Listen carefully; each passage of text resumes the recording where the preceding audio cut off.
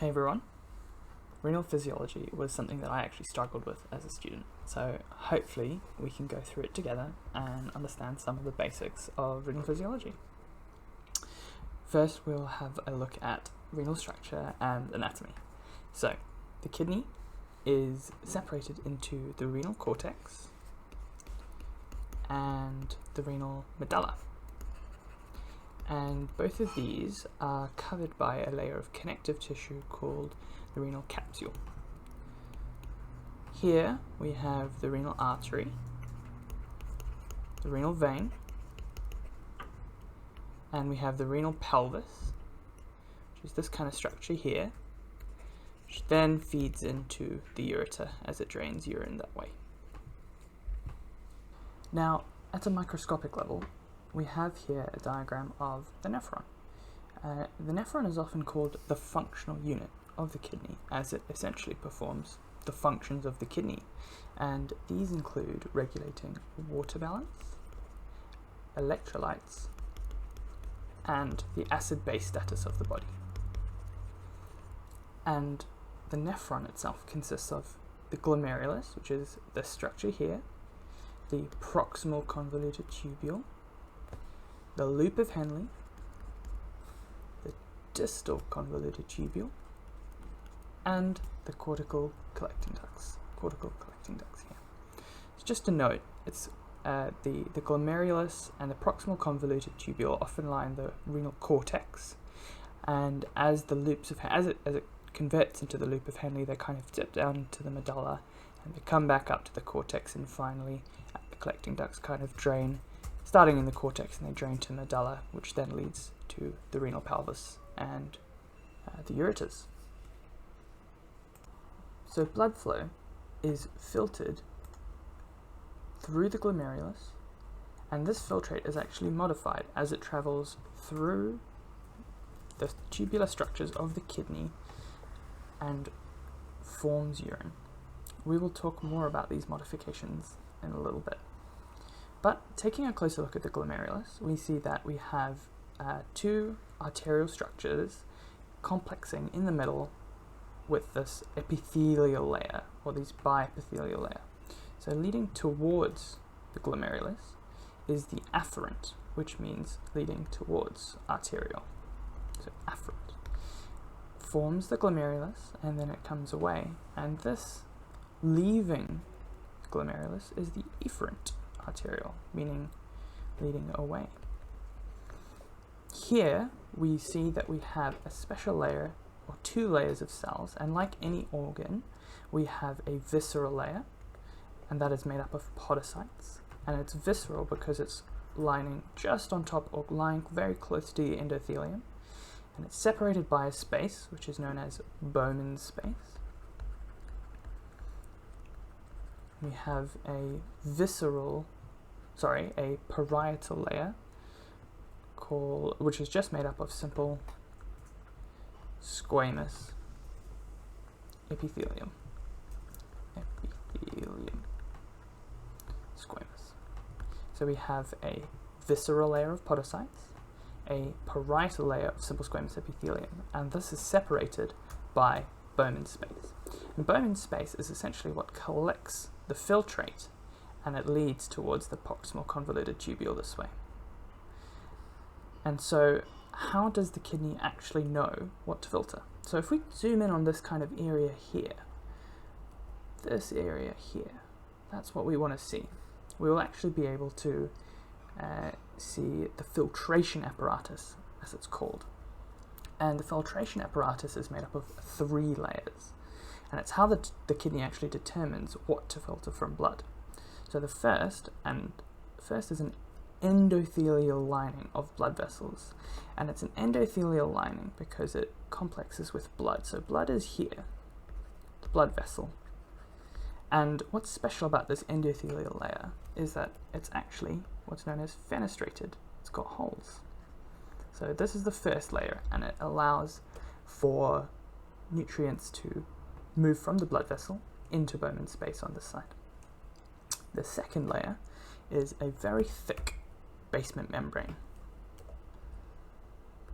Very thick. Oh, let's use a different color. thick basement membrane. This is a negatively charged layer that repels some negatively charged ions and lets some through. Then, lastly, we have the podocytes, or more specifically, the podocyte foot processes, which form that kind of third layer, and they help, once again, form the filtration apparatus. So, all of this together forms the filtration apparatus.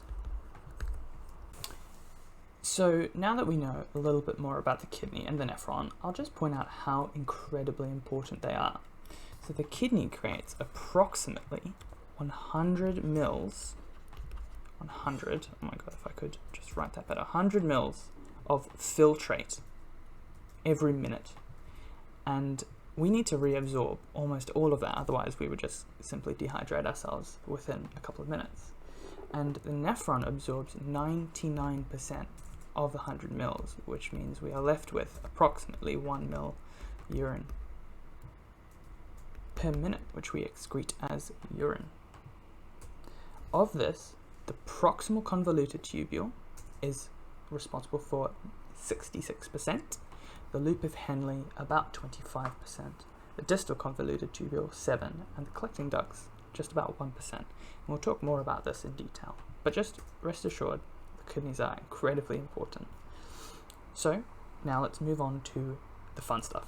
Let's consider how the various parts of the nephron transport electrolytes and water. Bear with me, it can be very tedious initially, but by the end I have no doubt that we'll all be experts in urine concentrating mechanisms. So, the general idea for each part of the nephron is that we'll consider how electrolytes are moved in and out of the blood by various protein transporters. And I'm just drawing basically one cell, which we'll consider, where the lumen of the tubules lie here, and the blood lies on this side, and we are going to consider the various protein transporters. So you have cells here, and each cell is separated by gap junctions on either side, and each of them have these transporters, and they're really important to consider kind of individually, but the most important one is the basolateral, so basolateral for blood side, NAK ATPase, which moves 3 sodium out for 2 potassium in. And this sets up the high potassium inside the cell and high sodium outside of the cell. Essentially the concentration gradients, which are incredibly important for the movement of ions. On the apical side, we'll have different transporters for the different locations in the nephron, but essentially they rely on sodium moving into the cell along its concentration gradient. And we have two types. We have the sodium symporters, where whatever material or electrolyte or molecule moves in with sodium, and we often have the sodium antiporter, which sodium will come into the cell and something will move out of the cell. Typically, we also have kind of a basolateral leak channel, or we have another protein channel that allows whatever molecule X was that's moved from the lumen will allow it to move into the blood. And kind of very lastly, we'll consider these paracellular spaces, which are essentially just for electrolytes, such as sodium and water. And that's how water and sodium, or water predominantly, moves in the early part of the tubules. So, with that in mind, let's start with the proximal convoluted tubule. And with all of these, I like to start with the NAK ATPase, which sits in the basolateral membrane, and it pumps 3 sodium out to 2 potassium in. That sets up everything. On the apical surface, here, we have a protein co-transporter that transports sodium, so it's sodium in, and also organic molecules. And we'll talk about what these organic molecules can be. They are amino acids, glucose, and other proteins. and other proteins. Over here, on this side, we have the sodium hydrogen exchanger. So it brings sodium in and exchanges it for hydrogen. But where does this hydrogen come from? Well, we have what's called the carbonic anhydrase enzyme, which you may have heard about from chemistry. And what it does is it converts water and CO2, products of respiration, into hydrogen and also into bicarbonate, or HCO3-. And this HCO3- then escapes via its own transporter, and this helps to, as you can see, this step is very important for regulating the acid-base status of the body. So acidifying urine by pumping hydrogen ions into the urine, and also kind of reabsorbing those bicarbonate ions and keeping making sure that there's not too much acid, the pH is regulated in the blood. Lastly, if we just consider very quickly in the lumen, that same carbonic anhydrase anion is going to be here, enzyme is going to be here, and it's going to help to convert any excess bicarbonate plus this hydrogen, and it's going to form water and carbon dioxide in the urine.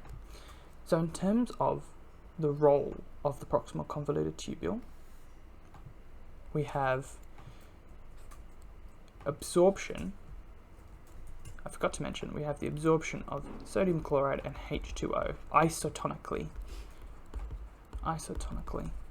through the paracellular spaces.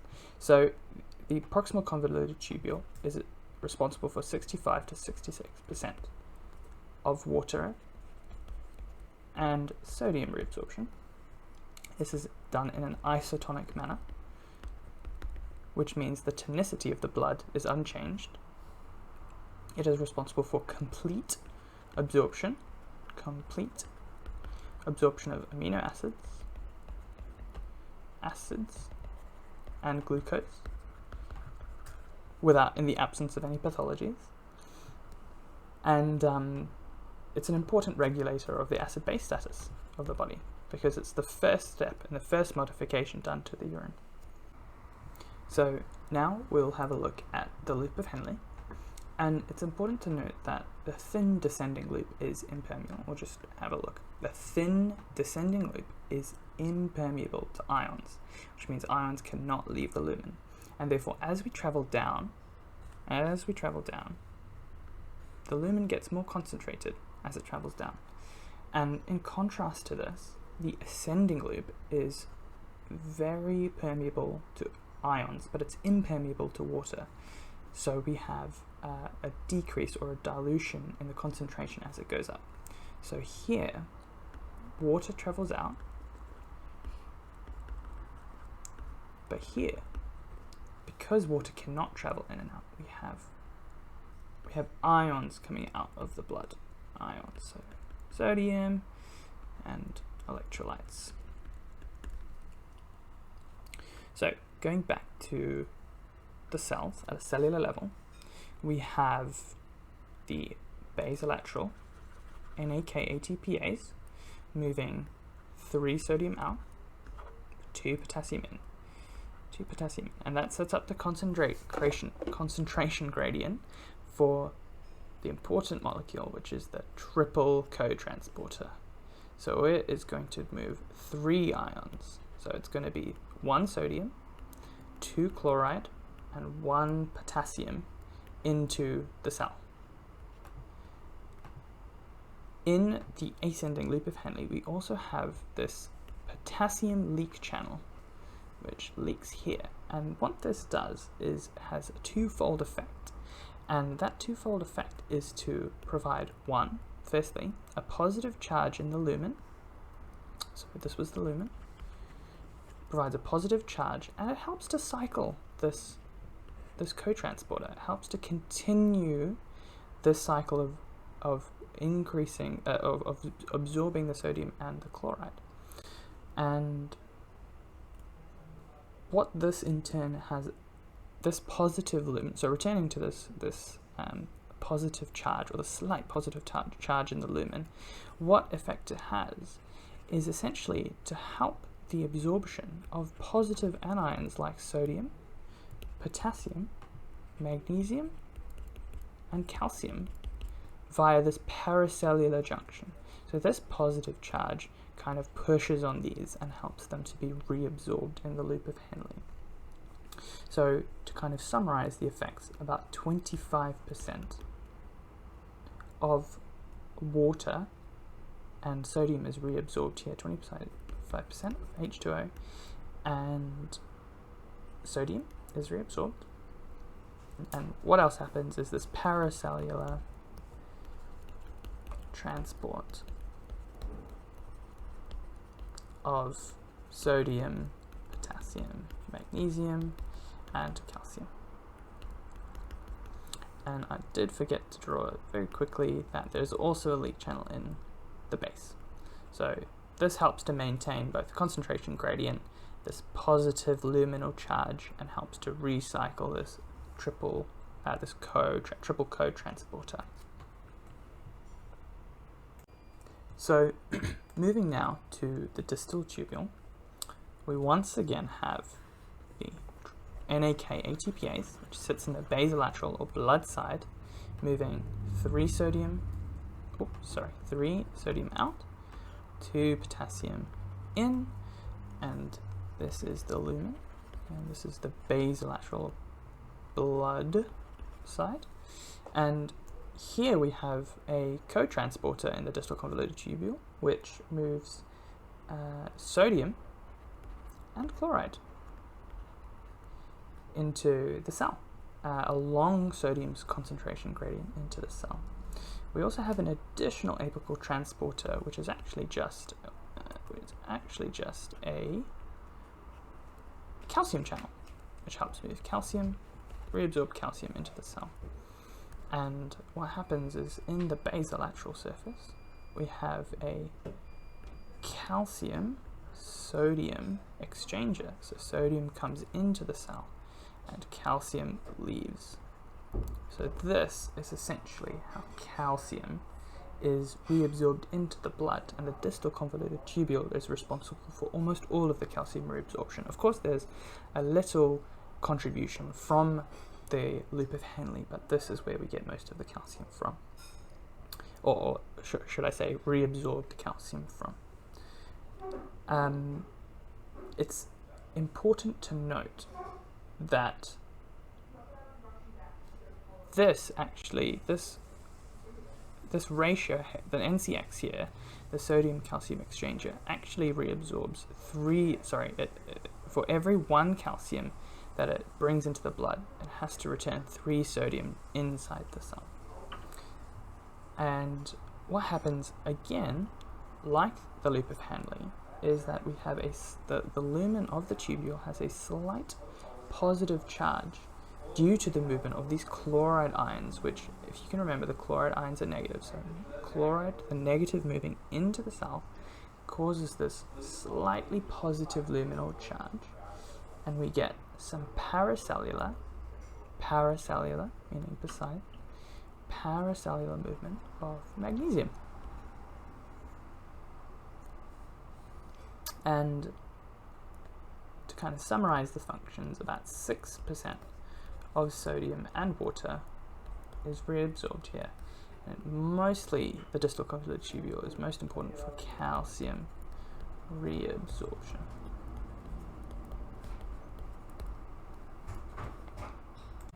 So now let us consider the cortical collecting duct. And the cortical collecting ducts, which is a mouthful, is composed of 2 cells together, and those 2 cells are the principal cell, which is this big one here, and also an intercalated cell. And they have separate functions, and like always we have the lumen here and we have blood here. And just like before, we have our good friend now, the basolateral NAK ATPase, which moves 3 sodium out, 2 potassium in. And the first channel that we consider on the apical side is this channel, which is a sodium channel, called the ENaC, which is the extracellular E-sodium channel. And what that does, it allows the absorption of sodium into the cell, down its concentration gradient. And what this does is actually leave the lumen slightly negative. And just make a note, because we said earlier in the loop of Henle and in this distal tubule, we have a slightly positive lumen. So this is a little bit different. We have a slightly negative lumen. And what that does is that allows potassium, which is high inside of the cell, to diffuse out of the cell. So that negative charge actually allows potassium to move down its concentration gradient, obviously, through leak channels. But the potassium moves out of the cell. Now, in the intercalated cells, we have another ATPase, but this is not the same as our friend. This is a hydrogen ATPase. So this simply moves hydrogen out of the cell. Along those lines, we have bicarbonate moving out of the cell. And as you know, whenever there's hydrogen and bicarbonate involved, we must have carbonic anhydrase, which is helping to convert water and CO2 via respiration into the hydrogen and the bicarbonate ion. So, if we take a quick step back and just consider the collecting duct, we therefore see that the collecting duct is responsible for reabsorbing sodium, and it does about 1 to 2% of sodium and water, because sodium and water always go together. It excretes potassium and hydrogen ions, the potassium through these leak channels and the hydrogen through the hydrogen ATPase. And sorry, I should have said this is 2 to 3%, not 1 to 2%. And it's just important to note that we haven't talked about antidiuretic hormone, but water is actually regulated, water reabsorption I should say, is regulated by a hormone called antidiuretic hormone, ADH, which is released from the hypothalamus, and what it does is it helps insert a protein called aquaporins into the cells of the collecting ducts. And the higher the ADH, the more aquaporin that you insert and the more water is actually reabsorbed. So 2 to 3% of water, but that 2 to 3% of sodium and water, but that can change depending on the concentration of this antidiuretic hormone. So let's finish now by considering the Renin-Angiotensin-Aldosterone system, also called the RAAS pathway. So renin, angiotensin,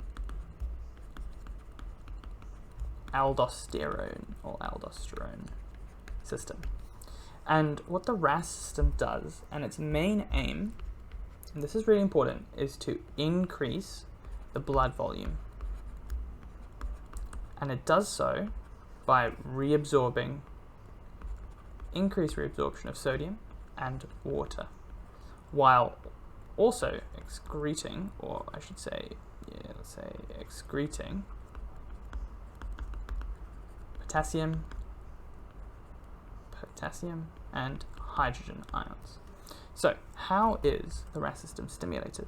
Well, it's stimulated by three things, and that is a decrease in the blood pressure,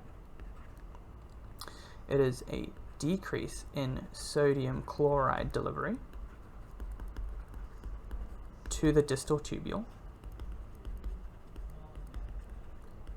and by beta adrenergic stimulation. So, a decrease in blood pressure will increase the amount of renin secreted. A decrease in sodium chloride delivery to the distal tubule is sensed by a special group of cells called the macular denser cells. And that's the name to remember, macular denser cells. They sense the decreased sodium and chloride delivery, and they cause an increased renin secretion. And lastly, beta-adrenergic stimulation, or that kind of adrenaline response of your beta receptors being stimulated.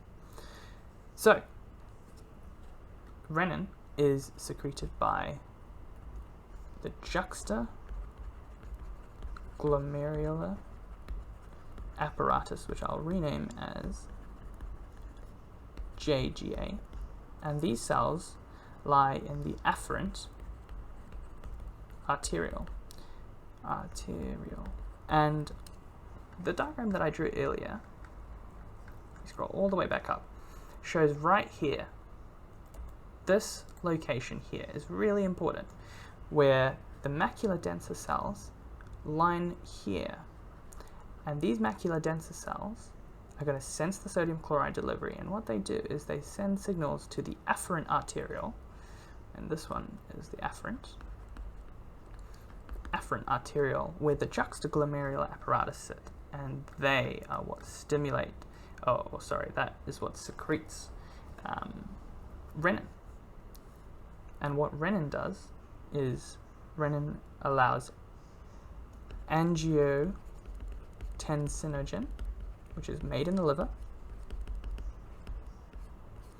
to be turned into angiotensin-1, and this is via renin. And then angiotensin-1 is converted to angiotensin-2 by an enzyme that I'm sure we're all familiar with, the angiotensin converting enzyme, which is a target of a lot of popular medications to treat and control the blood pressure. And what angiotensin-2 does is it has the following effects, and it's the way I like to think about it is it has 5 kind of effects, and all of these 5 effects essentially cause an increase in blood volume by increasing the sodium and water. And so what it does is it, 1, leads to vasoconstriction, so systemic vasoconstriction via the angiotensin-1 receptor. So if you increase the vasoconstriction, you'll increase your blood pressure. It leads to constriction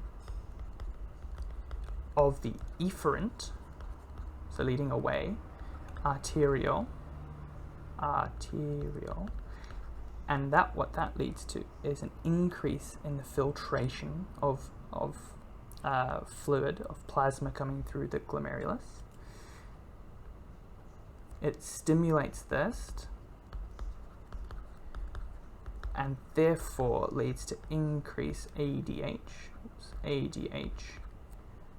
secretion. And remember, we said that the more ADH, the more water is reabsorbed in the collecting ducts.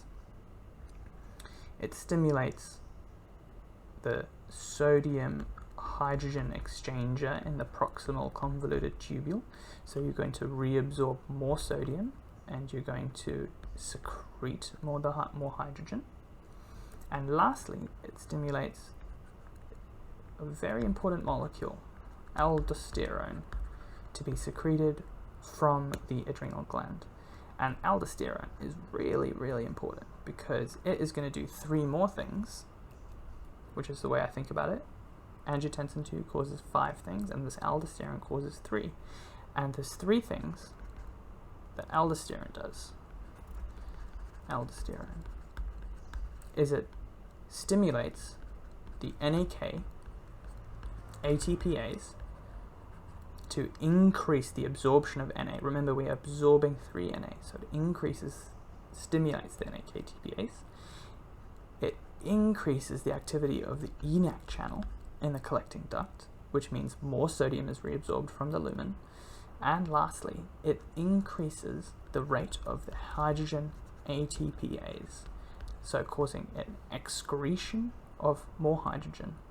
So as you can see, all of the RAAS system leads to basically an ultimate increase in the sodium reabsorption, and water and sodium always go together, and a decrease in the concentration of potassium and hydrogen ions in the plasma. And that is essentially the goal of the RAAS system.